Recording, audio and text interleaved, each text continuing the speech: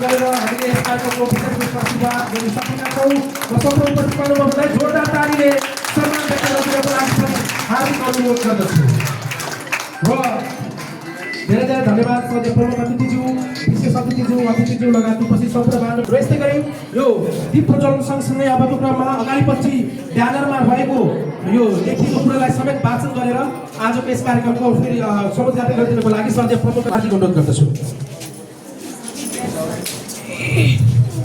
कृषि पर्यटन र पूर्वाधार सुसंस्कृत समृद्ध नगर सैना महिनाको आधार सामाजिक समावेशीकरण तथा समानताका लागि जाति विभेद तथा छुवाछुत विरुद्ध अभिमुखीकरण कार्यक्रम मिति 2083 जेठ 16 र 17 गते स्थान सैना महिना नगरपालिका वडा नम्बर 16 मेगापाल रूपन्देही सामुदायिक जागरण विकास मञ्च रूपन्देही र सैना महिना नगर कार्यपालिका रूपन्देही यो कार्यक्रम समुद्घाटन भएको बेहोरा निवेदन गर्दछु। धन्यवाद।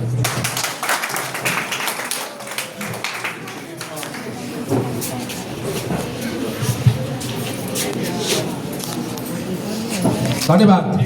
यसै गरी यससँगै हाम्रो यस आजको विशेष कार्यक्रममा समुद्घाटन भएको छ।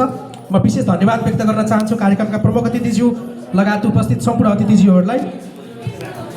अबको क्रममा शुभकामना मन्तव्यतर्फ लाग्दैछौँ।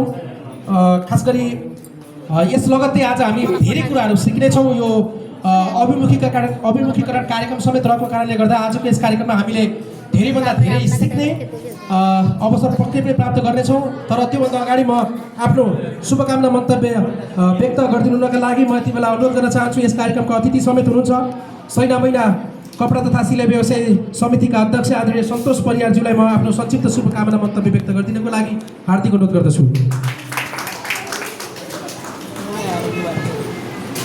धन्यवाद कार्यक्रम सञ्चालक मेरा प्रिय भाइ सुरेन्द्र परियारज्यू। हामीहरू आज एउटा उत्साहित कार्यक्रममा सहभागी छौँ। यो कार्यक्रममा सहभागी भएका तपाईँ सम्पूर्ण दलित क्षेत्रमा क्रियाशील सामाजिक क्षेत्रमा क्रियाशील दाजुभाइ दिदीबहिनी सामाजिक समावेशी तथा समानताका लागि जातीय विभेद तथा छुवाछुत विरुद्ध अभिमुखीकरण कार्यक्रमका सर्दै अध्यक्षज्यू, यो कार्यक्रमलाई माया गरेर केन्द्रदेखि पनि एउटा पालिकाको यो तहको कार्यक्रममा हाम्रो मुख्य हाम्रो निमन्त्रणालाई स्वीकार गरेर आउनुहुने राष्ट्रिय दलित आयोगका उपाध्यक्षज्यू, त्यसै गरी विशिष्ट अतिथिज्यू लगायत सम्पूर्ण अतिथिज्यूहरूलाई म एकमुष्ट रूपमा उच्च सम्मान गर्दै म मेरा धेरैभन्दा पनि केही कुरा राख्न चाहन्छु।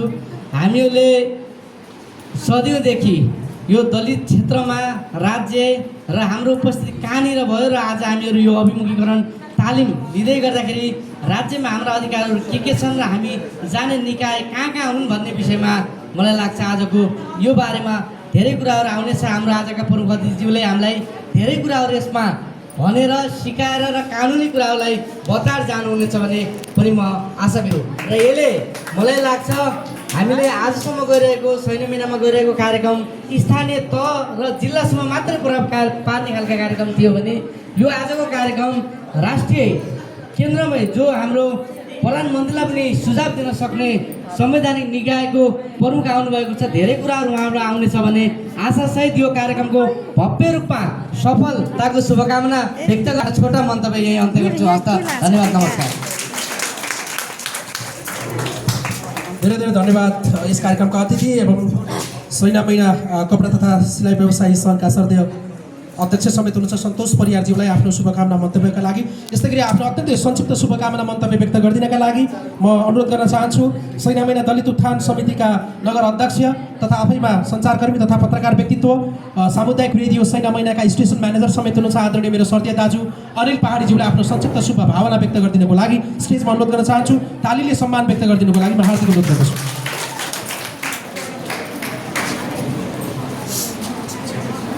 धन्यवाद कार्यक्रम सञ्चालक सुरेन्द्र परियारज्यू।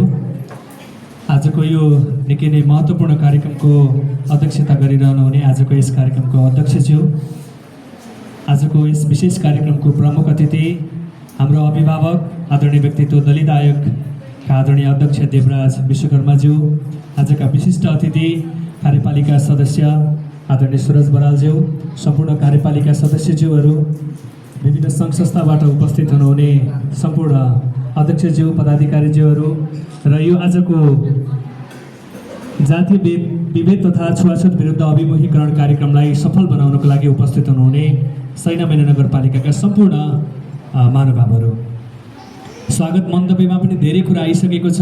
आदरणीय सन्तोषजीले पनि राख्नुभएको छ। हामी आज हाम्रा कुरा भन्दा पनि हाम्रा अभिभावक, हाम्रा माननीयज्यूको आज हामी प्रशिक्षित हुनेछौँ र खास गरी पछिल्लो समय नेपाली समाजमा रहेको जात व्यवस्थाको कारणले गर्दा हामीहरूलाई सामाजिक, आर्थिक र राजनीतिक रूपमा कसरी हामी पछाडि परिरहेका छौँ भन्ने विषयमा मलाई लाग्छ आज हाम्रो यो आजको अभिमुखीकरण तालिम केन्द्रित रहनेछ र उहाँका आफ्ना अनुभव र समाजसँगको समाजशास्त्रीय दृष्टिकोण सँगसँगै राजनीतिक दृष्टिकोणबाट हामीलाई प्रशिक्षित गराउनुहुनेछ र यो एउटा सुनौलो अवसर।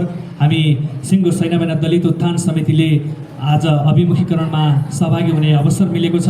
यो एउटा सुनौलो अवसरको लागि आयोजक टिमलाई धेरै धेरै धन्यवाद व्यक्त गर्दै यो कार्यक्रम सफलताको शुभकामना व्यक्त गर्दै म बिदा हुन्छु। हस्त धन्यवाद।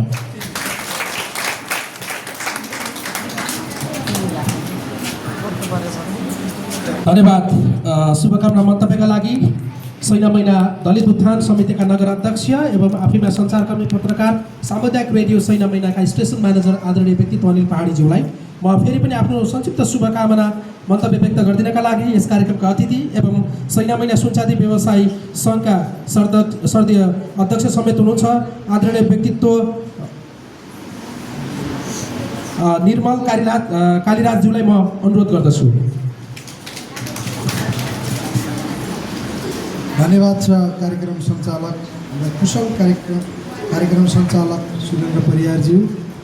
आज सामाजिक समावेशीकरण तथा समानताका लागि जातीय विभेद तथा छुवाछुत विरुद्ध अभिमुखीकरण कार्यक्रमका आदरणीय व्यक्तित्व अध्यक्ष रामबहादुर विश्वकर्माज्यू, साथै यस कार्यक्रमका हाम्रा आदरणीय अभिभावक तथा राष्ट्रिय दलित आयोगका अध्यक्ष देवराज विश्वकर्माज्यू, विशिष्ट अतिथिको रूपमा पाल्नुहुने सैनामैना कार्यपालिका सदस्य तथा सैनामैना दलित उत्थानका संस्थापक अध्यक्ष सुरज बरालज्यू, कार्यपालिका सदस्य द्वय टेकबहादुर विश्वकर्माज्यू, माया विश्वकर्माज्यू, सैनामैना दलित उत्थान समितिका अध्यक्ष अनिल पहाडीज्यू, सैनामैना सिलाइ व्यवसाय सङ्घका अध्यक्ष सन्तोष परियारज्यू, सैनामैना दलित आयोगका संरक्षक तथा सामाजिक अभियन्ता हिमलाल विश्वकर्माज्यू र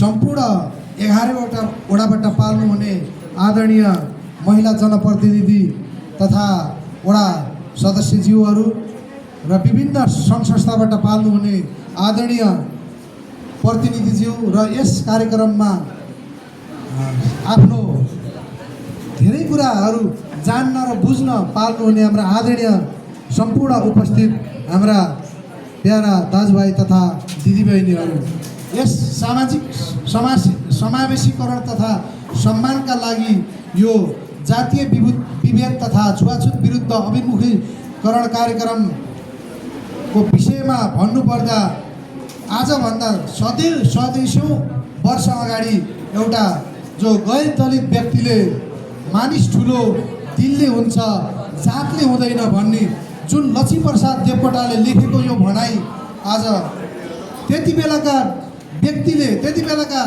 कविले समेत त्यो आफूलाई परेको अनुभव थाहा पाएर त्यो भन्दाखेरि आज 21औं शताब्दीपछि हाम्रा गैर दलितहरूले हामीमाथि गरेको अन्यायको विरुद्धमा हाम्रो जो केन्द्रबाट पाल्नुहुने हाम्रा आजका प्रमुख आकर्षण, जो आजका केन्द्रबिन्दु, जो हाम्रो सदैवदेखि पिरोलिएको हाम्रो दलित समुदायमा परेको यो कानुनी उपचारको लागि हामीलाई जो तालिम दिन आउनुहुने हाम्रा आदरणीय देवराज विश्वकर्माज्यूले हामी उहाँबाट हामी धेरै कुरा सिक्न र बुझ्न हामी उपस्थित भएका छौँ।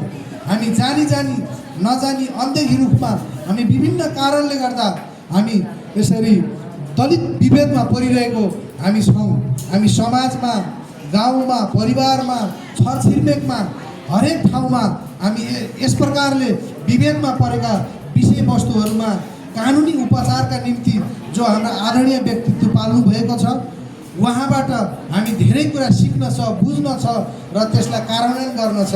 हामी आशा राखौँ हामी उहाँबाट धेरै कुरा बुझ्नेछौँ, सिक्नेछौँ र त्यो भोलिका दिनमा हाम्रा निम्ति त्यो एउटा बाटो खुल्नेछ भन्ने आशा राख्दै जुन विशेष कार्यक्रम राख्नुभयो आयोजक सैना मैना नगरपालिकाले, व्यवस्थापक सामुदायिक जागरण विकास मञ्चले, यस्ता कार्यक्रममा यहाँहरूलाई मेरो व्यक्तिगत तर्फबाट सैना मैना सुनचाँदी व्यवसाय सङ्घको तर्फबाट यहाँहरूलाई धन्यवाद दिँदै यस कार्यक्रम भव्य र सभ्य रूपमा सम्पन्न होस् भन्दै मेरा भनाइहरू यही राख्न चाहन्छु। हस्त धन्यवाद।